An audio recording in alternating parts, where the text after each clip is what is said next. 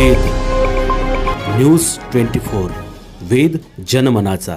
संपूर्ण महाराष्ट्र पोलीस दलातर्फे येत्या 19 जून पासून पोलीस शिपाई आणि पोलीस शिपाई चालक या पदांसाठीची भरती प्रक्रिया सुरू होणार आहे।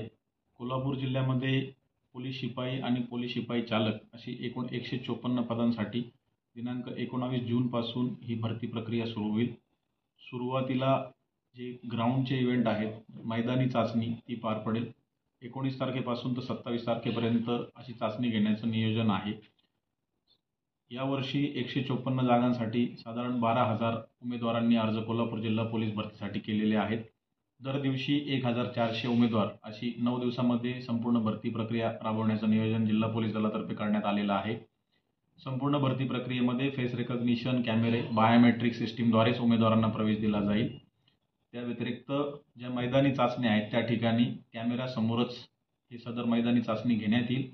त्याचबरोबर 1600 मीटर, 800 मीटर आणि 100 मीटर या इव्हेंटसाठी RFID टॅगचा वापर पोलीस दलातर्फे करण्यात येणार आहे, जेणेकरून प्रत्येक उमेदवाराची मैदानी चाचणीची अचूक वेळ ही नोंदवली जाईल आणि त्याच्यामध्ये कुठलीही अडचण उमेदवाराला निर्माण होणार नाही।